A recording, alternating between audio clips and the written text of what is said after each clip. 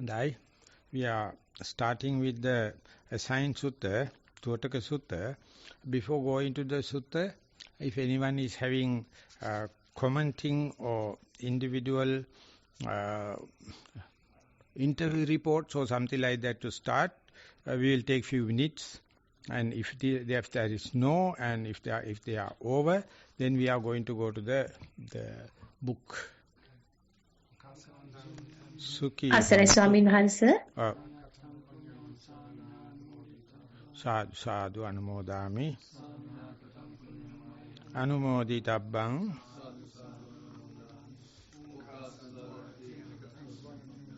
Kamami kamitabbang. Supatvitta.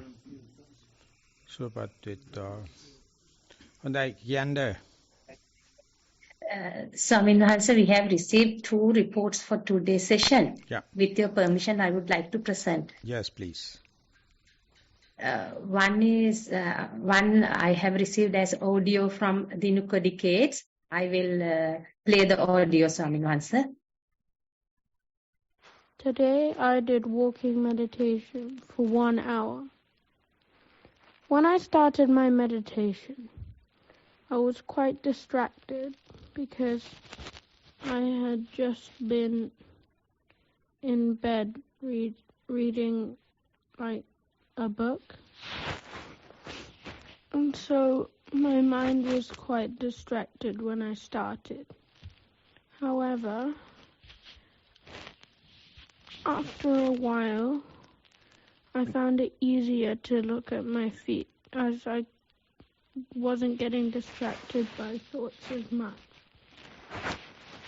When this happened, I noticed that my feet would often go off the ends of the mat rather than the sides of the mat like they normally do.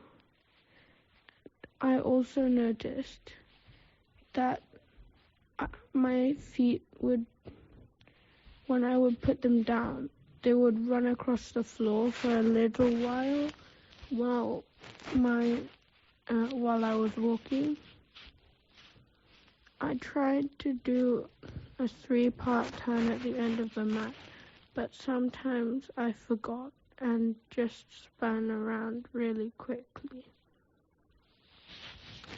I also noticed that I knew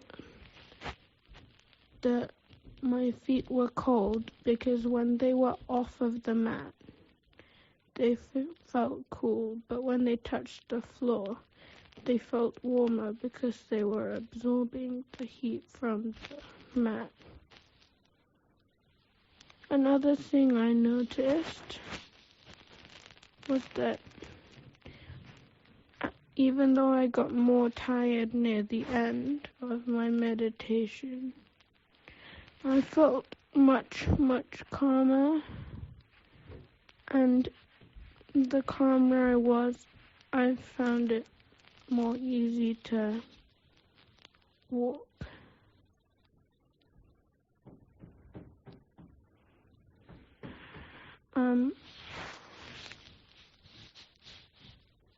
I also noticed that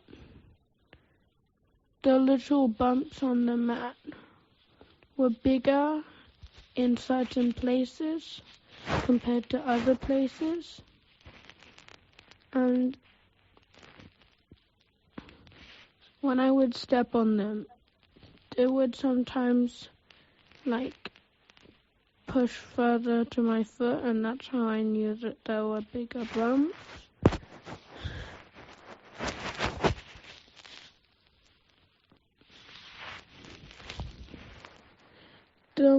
There were pieces of the mat that have fallen off at the end of the mat, and sometimes when I went off the end of the mat, I caught them with my foot,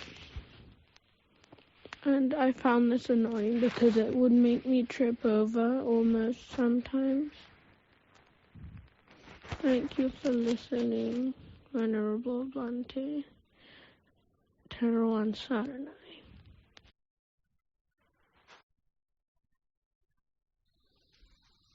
End of the report, Bhante. Yeah, sounds are fairly faded off, but anyway, it was about walking meditation and how much legs are disciplined to walk along the mat or sometimes going off and not controlling, but anyway, as and when it happens, some coldness and differences are felt, and therefore there's a kind of enthusiasm, kind of a grasping nature is there. So that means a prepared mind is there. That means mind is ready. But the way of presentation, you have to speak little louder. You have to speak directly to the mic, and it would have been direct communication. But anyway, young people doing meditation and reporting in this way is kind of an encouraging thing. So therefore, try to incorporate at least something on sitting meditation also, because even if you are starting with the perplexed mind, at the end it appeared to be somewhat calmer, and you are going to gain. You are gaining the results of calm mind by directly going into the sitting meditation. So you have to balance them. Some people are happy with walking, some people are happy with sitting, but theoretically they both must be balancing. So therefore this is good, and there may be some other monks in the audience today also wish to add some comments, and my humble request is please give some sitting meditation details also, so that report would have been much balanced. Yes, from America. Excuse me, Swaminatha. Yes, I just noticed that you were aware of your distracted mind in the beginning, and you could relate it to, you were relating that to having been reading prior to sitting, so that your mind was still active and thinking a lot, possibly, and so you were distracted, and then at the end of meditation, you were you found you had calmness of mind. Your mind was calmer, and I noticed that you had said that the last time you gave a report as well, that you found that your mind was calm at the end of walking. So that's seems a good sign that you're getting some benefit. You're feeling some benefits from meditation, from your walking meditation, and that you feel. I feel like you. I can tell you are very sort of interested in meditation, and you see how it can help in your life, bringing you more mindfulness in daily activities, and I feel like you're probably making those connections too, how mindfulness can be good for just throughout the day, coming back to the present moment without even realizing it. Maybe you are starting to become more mindful throughout the day. So I hope that is happening for you, and I just appreciate your. I feel like I feel there's an enthusiasm that you have, that you're bringing to this, and an interest in meditation. And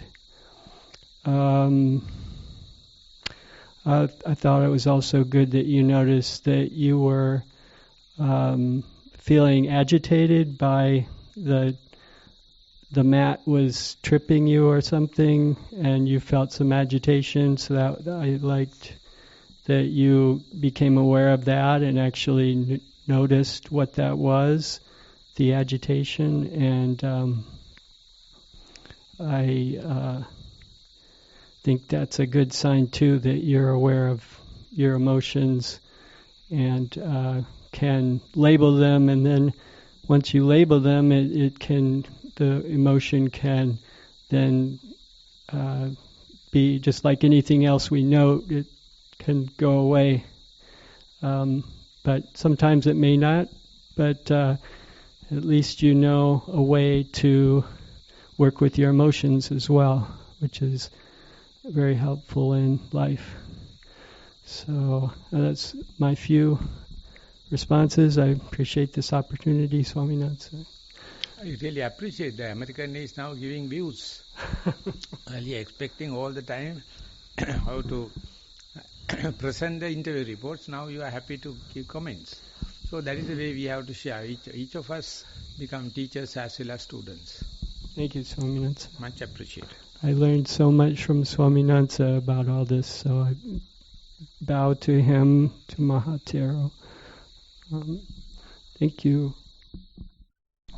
Respect to Lokaswaminathan and the Venerable Monks. The report started stating that there is a scattered mind and then ended up with a calm mind, and in between you have mentioned a lot of observations that you have made physically as well as mentally. So at the end of the session, just see whether you appreciate that you were able to see all these things and be aware of all these things because of mindfulness. And when each of these things are happening, just learn to appreciate the fact that you are mindful. That way you will be able to do this as a game, as a hobby. So build up that pleasant mind when you practice. Good. So when young people are meditating and giving reports, we all folk very, very happy. Whatever may be, because you are sharing with. So if there are no comments, we will go for the second report, please. Yes, Swaminathan. Most respected Bhante, for about 6.5 years, under your guidance, the primary object has been rising, falling. Now, over several months, the attention more often went to inside the nostrils as rising, falling became less and less prominent.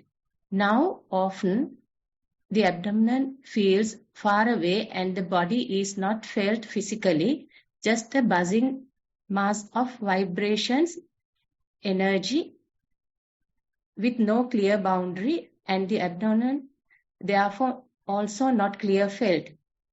So now I have the sensation of the air flow at the nostrils as primary object and not rising and falling anymore. Is that okay? Now, having the primary object change to the nostrils, sometimes sitting unfolds just as before with rising, falling. This is, I observe, that rises and ceases, while awareness of breathing remains as an anchor. Other times, the primary object disappears, but for a while, there still is a slight sense of breathing happening somehow. Mainly, I feel a vibrating body. Focus goes to this non-physical body and became more and more one with it. These things are very relaxing and reduce tension a lot, which supports mindfulness, clarity and calm in everyday situations. I don't decide how a sitting happens, it just unfolds one way or the other. Please, can you comment, respected Bhante? Thank you, Theruvan Saranai. End of the report, Swaminathan. So this is the observing object with boundaries and without boundaries. It's a completely relaxation method and quite scientific and quite under your very nose. But the thing is, without boundaries, you can't explain because language is lost. With boundaries, language is clear, crispy reporting, beginning, the middle and the end is clear. But the end of it is no boundaries, no language, no communication, but we are still trying. That's a very remarkable feature in humans. We can just explain in breath and out breath without boundaries. in breath, anything, just like a slurry, just like a fruit salad, just like a salad. Everything is mixed up. So these things appear like unexplainable, undistentangleable, but the Buddha says there are 4 aspects for that. So we were just discussing about that in the Sinhala medium discussion. I am with the book Venerable Jnananda, Katukurundi Venerable Jnananda, The Magic of the Mind, page number 30. This no boundary situation happened with respect to the mode, with respect to the characteristics, with respect to the signs, and with respect to the exponents. Linga, Nimiti, Akara, Uddesa. It's well explained in Mahanidana Sutta, and it is also been quoted in the book. In Sinhala also it is been translated by the same author, so therefore they are very authentic. And these are the things we often debate, we often argue against different modes of what we are talking about, different characteristics of what we are talking about, different signs we attribute to them, what we are talking about, and exponents, the attributed names.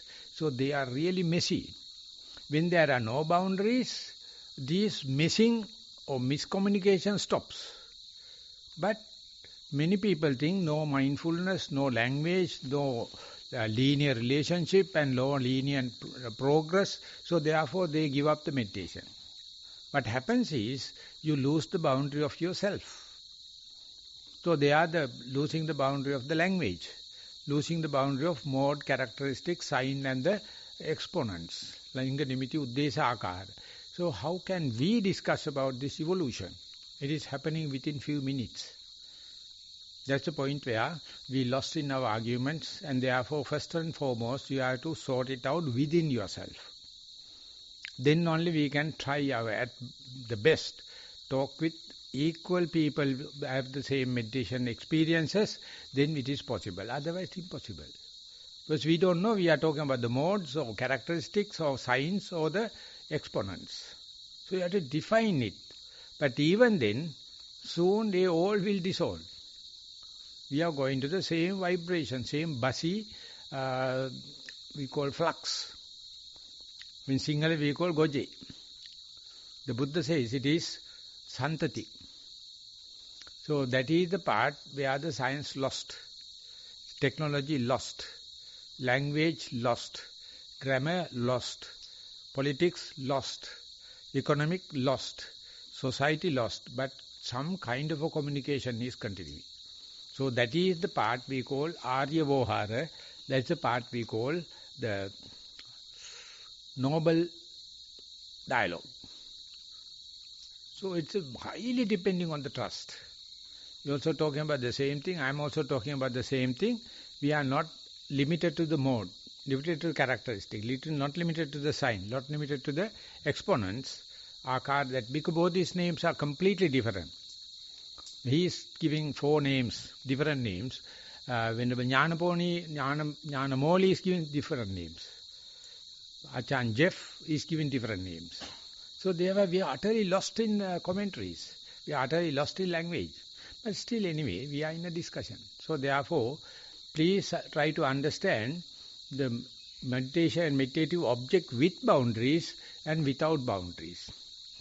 That only thing I try my best but fail to understand is without boundaries is more advanced than with boundaries. With boundaries is Montessori classes. Without boundaries is advanced level or high education. So therefore, as far as you are within the boundaries, you can communicate, formal, lenient. So start with that and explain how they are losing the boundaries, losing the modes, losing the characteristic, losing the signs, and losing the exponents. That means you are losing yourself. So this is a very fairly good presentation, but I would like to give this inferential knowledge, that deductive knowledge.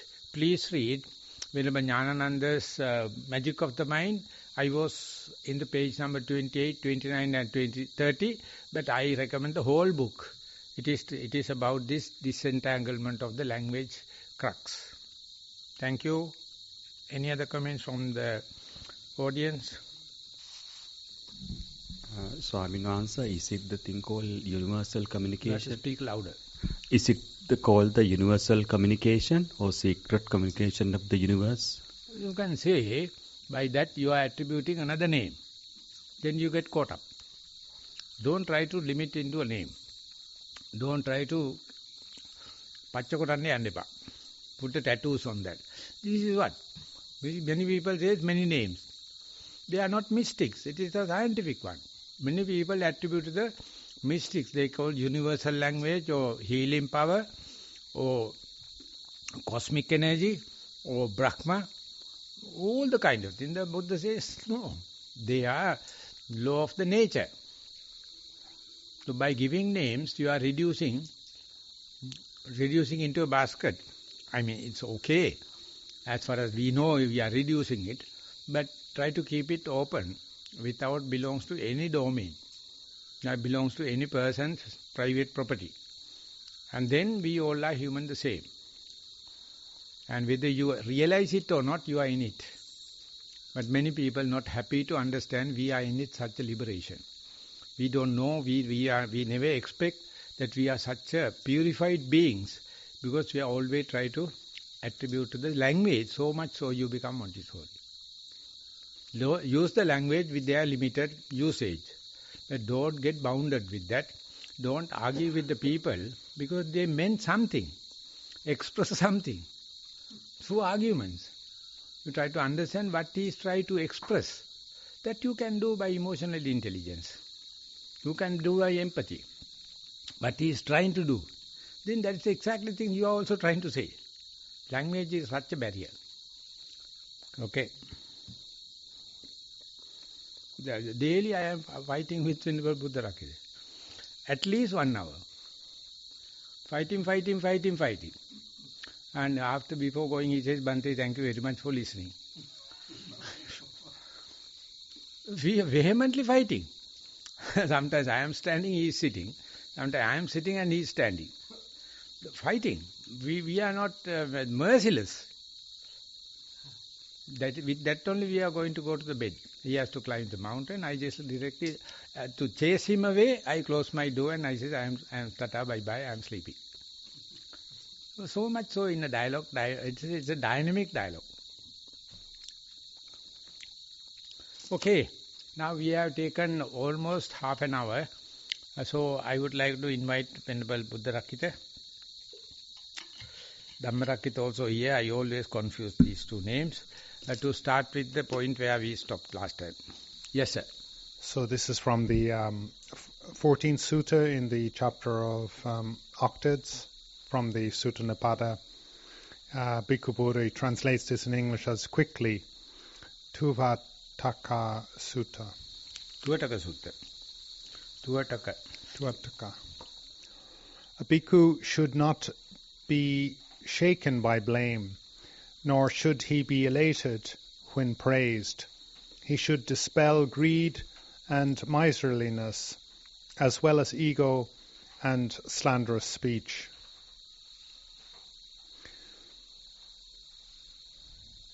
So many times in the suttas it's mentioned to avoid the winds of things like blame and fame, greed and miserliness, these opposite qualities. However, underlining this is that these are emotional states and they reflect a pull or a push we experience in life. We experience attraction or rejection by whatever object is arising in our mind, and we have these strong emotional states that are associated with this experience of attraction or repulsion. So it's not about that. It's not just simply maybe as Bhante has just mentioned, at the Montessorial level, we have rules, we have Vinaya, we have sort of social constraint. We have other ways and means of trying to not be blown around. But at the end of the day, we have to make peace with the world. So while he talks about, in this phrase, in this paragraph, he talks about not being shaken by blame, not elated by praise. This is another way of saying that he is at peace with the world. So when the bhikkhu is being blamed, he's at peace. These words, the blaming words, he doesn't take them into his heart in such a way that he is disturbing himself and disturbing his peace. When he's been praised, he's not taking those words into his heart and being, blown around by that praise. Similarly, he's not attracted in such a way that he has greed, and he's not, on the other hand, miserliness. He has an ability to enjoy wealth. He's not miserly. He has an ability to be generous.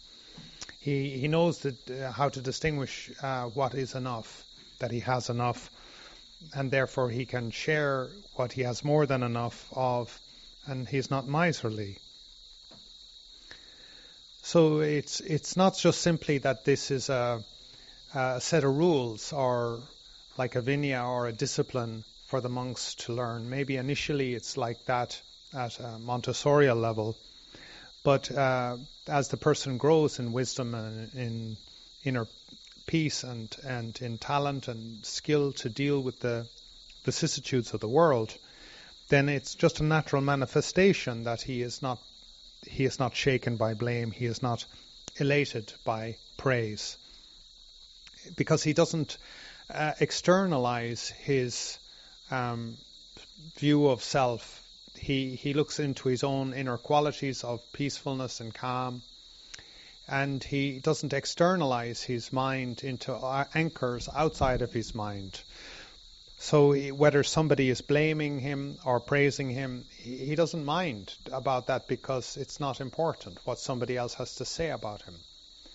I mean, of course, if one is, in dialogue and there's a back and a forth, okay, there's a listening quality, but at the same time, there's not this internalizing of it, so that it becomes like that.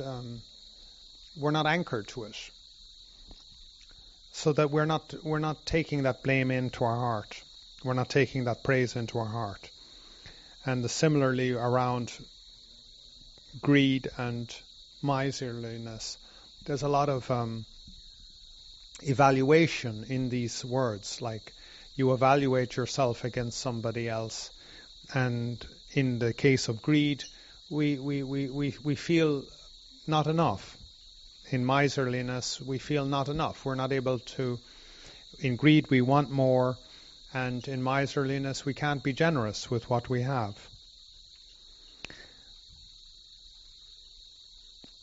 So we're not angered, and we're not slandered by speech either, because we're not anchored in this external references.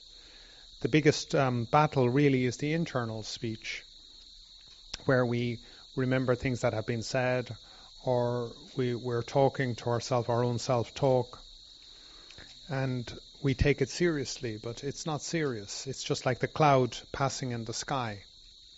I like that idea of the Mongolians, like the big sky mind, where the mind is there and watchful, but the clouds are just passing. So the speech is passing, the anger is passing, it's just arising and passing away depending on conditions, just like the cloud is arising, present, and passing away depending on conditions. So this is it's not just simply a kind of a Vinaya class here in this phrase. It's not just simply talking about the monastic rules. It's talking about the kind of mind that is being cultivated and developed by the bhikkhus, and that they're making peace with the world, so that when these phenomena of blame and praise or greed and miserliness or anger and slander of speech arise, then this person doesn't take them too seriously and doesn't get too involved in them and isn't perturbed by them. But as just mentioned beforehand, myself and Maha Thero, sometimes we disagree about things, but it's a kind of a dialogue. It's a discussion between the two of us about our different perception of the world.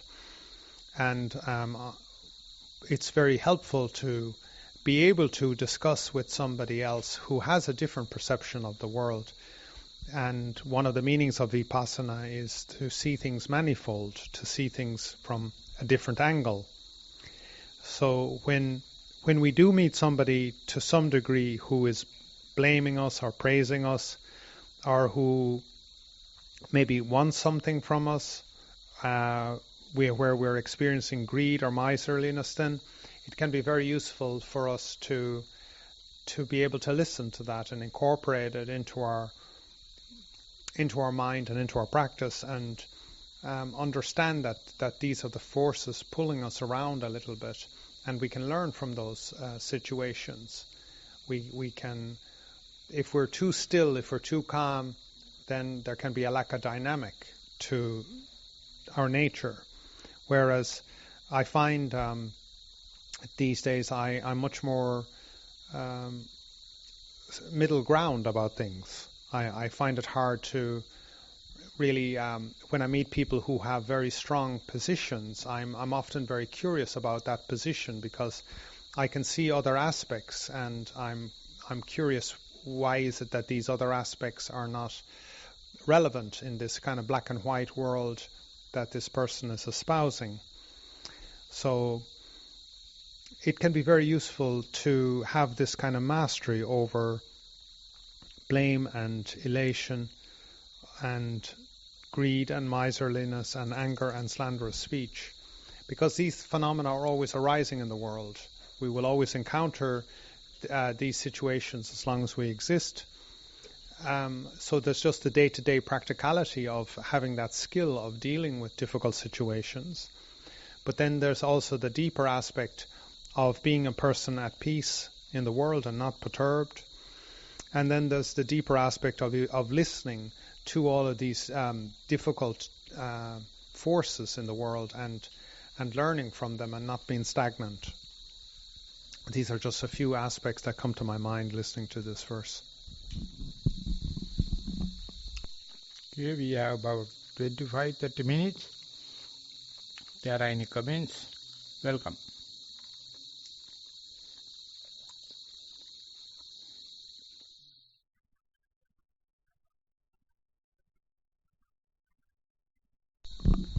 Excuse me, Maha Thero. I just think this part that we're reading now brings me to the practice of mindfulness. And, if we're practicing mindfulness, we're not going to be shaken by blame. If our mindfulness is, if it's developed and we're truly trying to bring that into our daily life, that's my, lately I've been making an effort to do that, to bring mindfulness into daily life, particularly because of these sorts of issues of, being shaken by, praise or blame, and then also seems like greed and miserliness is, to me, it's a little less distinct, but that's something I think would be good to start to be aware of, how we may feel greedy or becoming caught in our craving in daily life, and to be mindful of that, bring it let that bring us back to the present moment. So I'm finding that all these sorts of things, there's anger and slanderous speech. We might not be actually saying slanderous things, but our thoughts can be going to that. So being aware of our thoughts arising, being aware of anger arising, and these are wonderful ways to come back to the present moment, and to keep our practice of meditation working within our lives, because that's the most important. That's what we're doing it for, is to be free from our suffering and unsatisfactory arising in us. So I just feel this really brings to mind my practice and how to bring mindfulness into daily life. And we can all do that anywhere in any, especially social situations, because that's how, when we're interacting with people, that's when these sorts of things often arise, I find. So that's a wonderful time to bring awareness and mindfulness to our experience, and to actually come back to, these things can bring us back to actual sensations of the body. If anger has arisen, you can see, what does this feel like? Is this pleasurable? Is it painful? Is there some burning? Where is that located? Just feeling, experiencing, and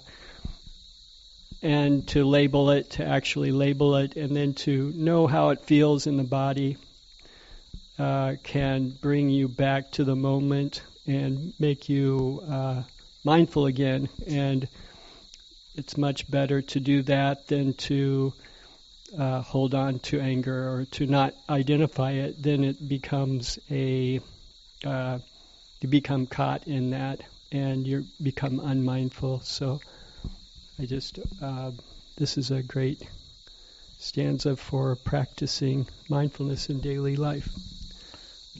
I would like to, before going into another comment, this is Pali, Pali, Nindaya napavedeya na unnameya pasansito bhikkhu lobang samaccharyena kodang pesunyancha panudeya mahana nindavasen nosaleniya pasasnaladuye udagunawanneya matsarya ha lobha matsarya sahita lobha ha krodha ha pisunubas harapiyanne. So it translated as bhikkhu, and this is verb used is, the name used as bhikkhu. So therefore it appears like it is only for the ordained bhikkhu. But the defilements named as lobha, macharya, krodha, pesunya, that is desire, miserliness, hatred, and frivolous talk or tail carrying. They are kilesas, not mistakes. You have to understand it. As Venerable Buddharakkita tried to mention, they are not in a monastic code. They are in your mind. So therefore it is not only related to the monks.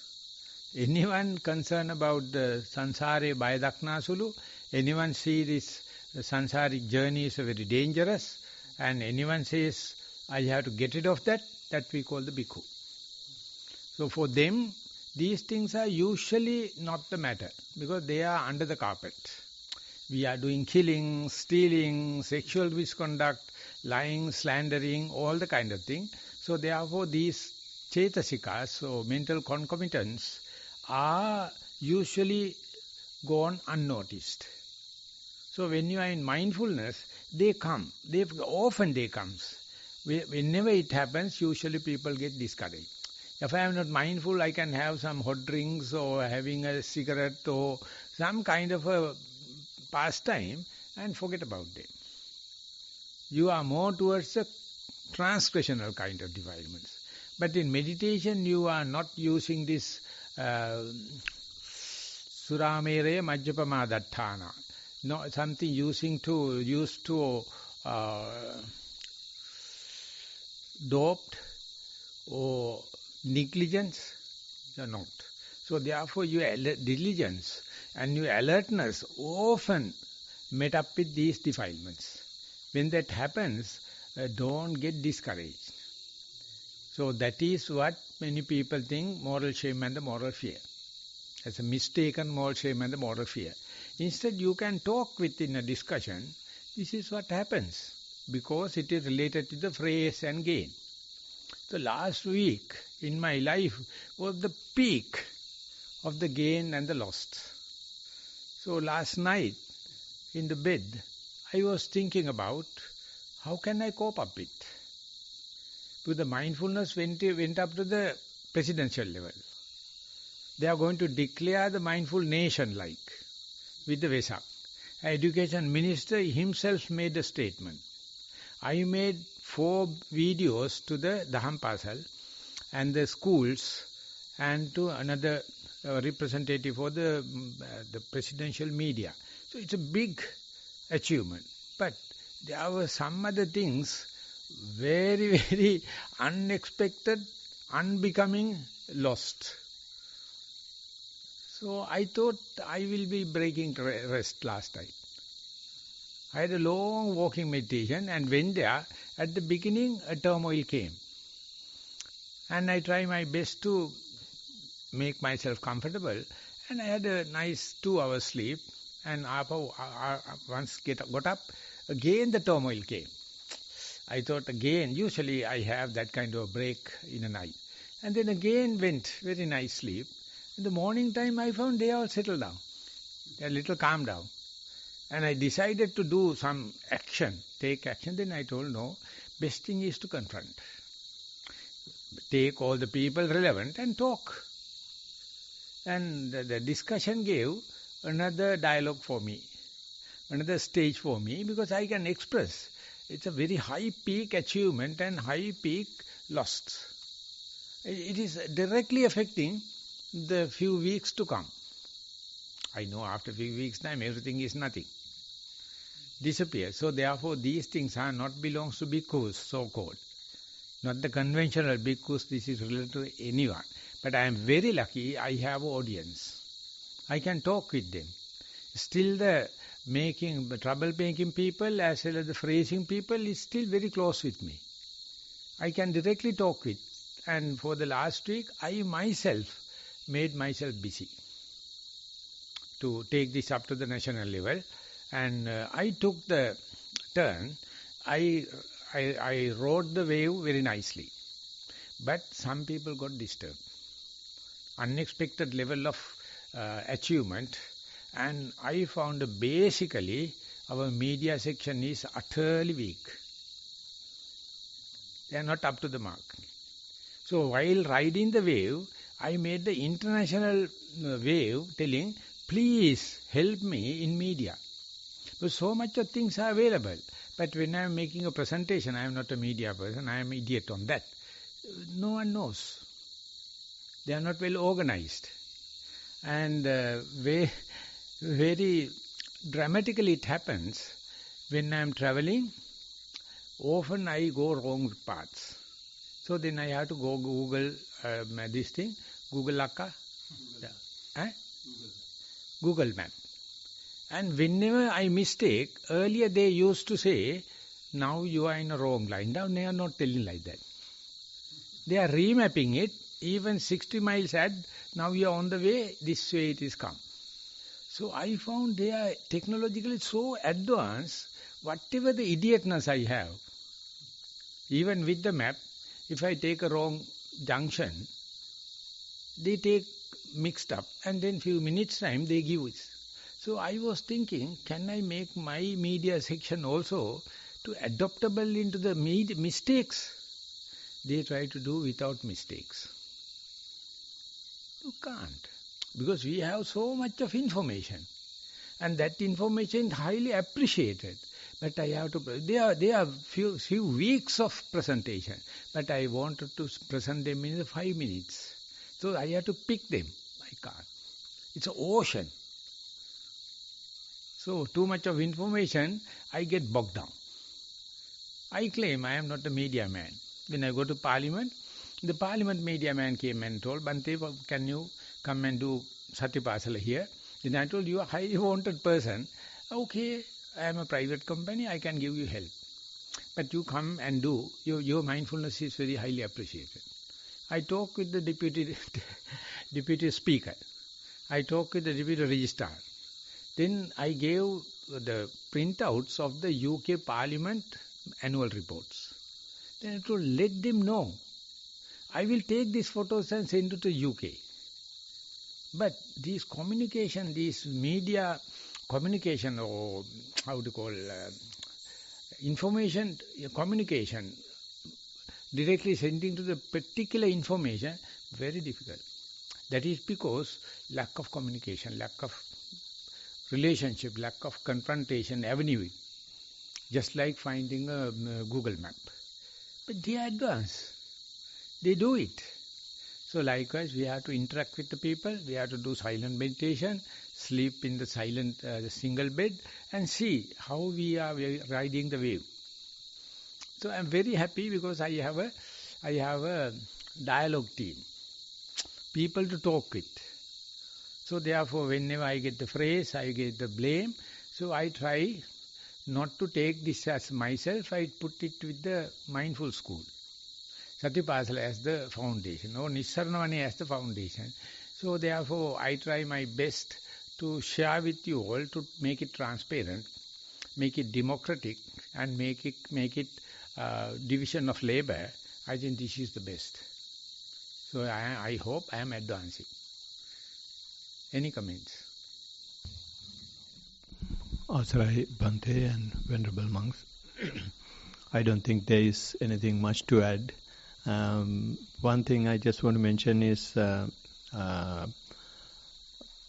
mental concomitants that the sutta discussing is a sort of certificate for going through the body and the feeling. And these things will come to surface only when you are not bogged down in your mindfulness with the body and with the feeling. You have gone to a deeper layer of the mind to face the defilements as it is. And when those things come up, as the sutta says, you should not get affected by those things. And initially what happens is we get affected by them. And then to start that you will not get affected by them at the end, we will have to understand and we will have to accept the fact that we are affected. And with that, we will generate a mind which is not reactive to deeper layers of the mind. So in that way, the deep meaning the sutta is going to give, we will be able to gradually reach possibly over time depending on our practice. I think that reaction is the motivation we have. If there is no reaction, no motivation. So whenever we come to the equanimity, we are not motivated. We are not driven. Because driving is happening from the two ends. So we have to adopt into that. That is what you call evolution. You are consuming least amount of energy and fairly buffering and balancing. But the thing is, life becomes dull. Life becomes less dramatic. So therefore, in the discussion, still that less dramatic thing can be discussed in a dramatic way. That is what the Tuataka Sutta is. It's a very trivial thing. They are given by a Buddha to the imaginary Buddha. Simple question. Answer is very long. Very tiny things. So therefore, in a discussion only, we can take time for these so-called trivial things. But they are not trivial. They are very deep down. So therefore, we have to true to type. Directly talk with your direct experience, then sutta come into life.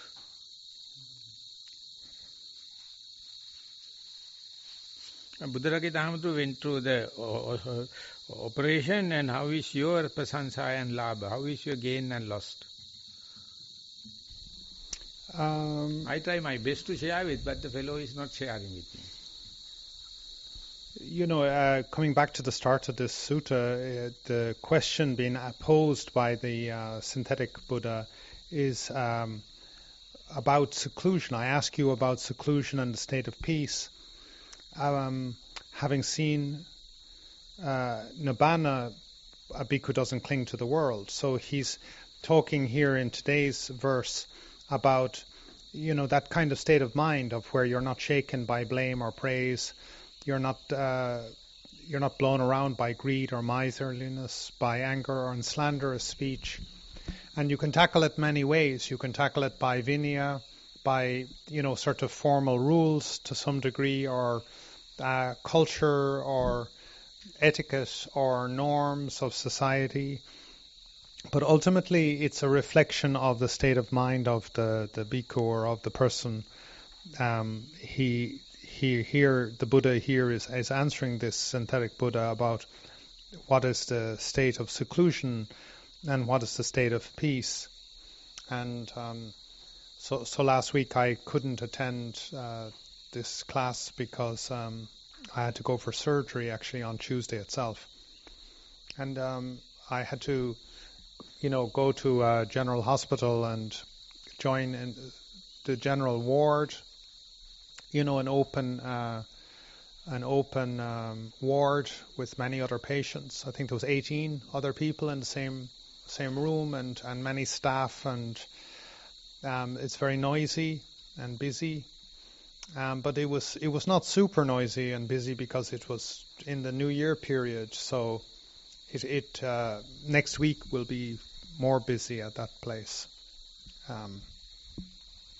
So I was very well cared for, and I was very impressed by the quality of the hospital and the staff and the hygiene and the care. And it's really impressive, how good primary care is here in Sri Lanka, and that it's actually free and available to people. And I'm quite sure if I was overseas, I would face great difficulty to obtain the kind of quality of care that I received while I was here. So I found my mind was in a very good state. It was very easy to be content and peaceful and happy. And whatever, there was many university students, so they would come and ask me about my condition so that they could learn, their own. There were second-year medical students or second-year nursing students, and so they wanted to understand my history of this illness and so that they could, learn as students. So they were very pleasant people to deal with, very kind and energetic, and it gives me kind of hope. Like sometimes here in Sri Lanka, people are a bit depressed about the present situation. So when you're talking to younger people, they have a kind of a hope or an aspiration that's infectious and enthusiasm. And also, when people overseas are criticizing Sri Lanka, they fail to understand the kind of quality of things here. The lived experience can be very good here. And so maybe I have done good merit in the past, but my whole experience was very good and very positive. And, obviously the whole time I had the Dhamma as my companion. And I was thinking, even if I was rich or wealthy, I don't think, that I would benefit, that my experience could be better in other ways. I mean, if I was wealthy, they could have given me a semi-private room or a private room, and then I would be alone. Whereas when I was in a ward, I had people around me, and if I needed something, they just came and helped. And I can't imagine, the nurses, when I've been overseas in the hospital and stuff like that, they're so busy because there's so few of them. whereas we had quite good coverage of staff in the hospital here. And people were just generally quite friendly with each other, the patients as well as the nurses. So it was very easy. So if any of our international monks here are worried about their health, you're in a good place. I think you'll get worse treatment if you go back home. And the quality of the people was more important than anything else. So it was very nice. I must say I feel very blessed. So we had 18th and 17th and 18th. We had the overhaulage reconsideration of the mindfulness, and we presented to we successfully presented into the administrative 65 people, and one part and partial was for the health. And I got the administrative high ranker, and she was very happy because they have done a revolutionary change in the health sector with the mindfulness. But she was so worried, and she told Bhante, I was completely happy to present my whole thing we have given, but I am completely, utterly disturbed because government opened the doors for the doctors to go out with this present situation. So all doctors are going out. Then I went to New Zealand very recently, and there's a huge demand for the nurses. And why don't you make a nurse degree rather than nurse certificate? Because they are happy to have degree. Our people quality is very good. They are attending very good. But say you are also supporting going them out. Then why not? Why not? If we can do it, you can go. No, Bhante, when they go there, they never give any remittance to Sri Lanka. Then you forget about that. He says no. Earlier there was a WHO standard. When you go there, you have to do to your country to opposite of the brain drain.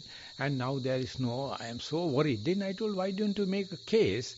I also will come with. We'll go to the government, the policy makers, and make it a deal. Because we have facilities. I don't care whether you go to abroad or sort of, because the Asiatic people have this hospitality. I mean, that is not science, that is not medical science, but that we can make a commodity. And these countries are happy to take Sri Lankan doctors and the nurses. And they say highest demand is for the palliative care and the disabled people and the nursing. And even UK, if they are going, they are accepted. So she never come, even to the presentation. We had 11 presentations, she never come. She told she was very happy, she has no time, she wants to do in the Zoom. I told no harm, you can come, but never. Because they're so disturbed, medical section in that, lucky that you are making this statement, the people are very calm. And when you go there, no medicine and no imports. And if you are making, you yourself ask me, someone is coming from Germany, if you need any medicine, then I ask all the monks, there's nothing. And your case also, you went to the general hospital, as a foreigner, I had my worries. Luckily, I still thank Sarat, and as Sarat is taking care, I know. And Sarat phoned me, I told you, even if things are happening, please tell me, please report me. So after coming, I did nothing. Because I was so busy. I was in the ups and downs in the Satipasala, but you are talking something good. But Sri Lankan cricket team hit Ireland, and it's a cricket history highest win. So I am hitting you through cricket. I am not hitting with the cricket bat. So the Irish team flew down at the end of winter and were made play in the afternoon on Gaul. Yeah.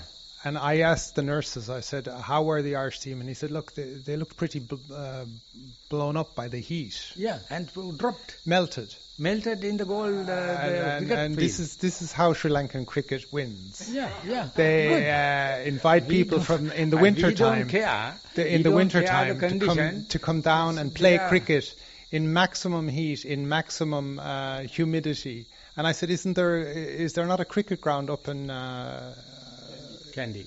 No, Nurelia, where there would be at least a sporting chance, but there's no sense of sport here. It's win or lose. Cricket is not cricket here. It's just win or lose. That's it.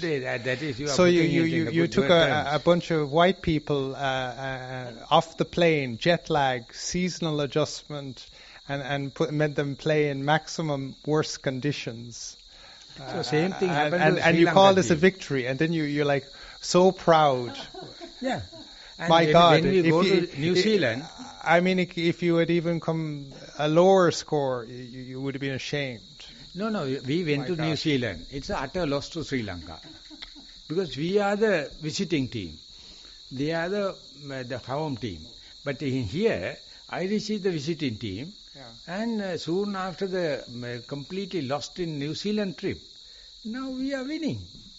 Maybe I should advise the Irish cricket team the next time when they welcome the Sri Lankan team, to make sure they're playing it on top of a bloody mountain in a gale and see how you buggers do. Yeah, that is a good thing we have to do. That is cricket. I am not talking about that. I have no idea, because I don't know what the cricket is. I am telling the unlucky enough the Sri Lanka hit Ireland very badly. And yesterday I heard they have melted down and they have fallen down in the goal. I went to goal. I was there in the goal. I was doing in the outdoor walking meditation with the student and kind of. After 2:30, I started the Kavi Madu. I asked them to sing. I just wanted to stop at 2:30 till 3:30.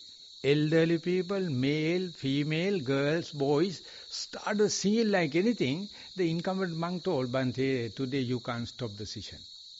Then I told next month also, 2 o'clock we stop the session, formal, and we start singing. Are you sure? Are you coming definitely? Is the session is assured? The young girls are telling. It's full of heat. And we went to the sea. Yeah. After, no, not with the girls, but it was in the beach on the Matara,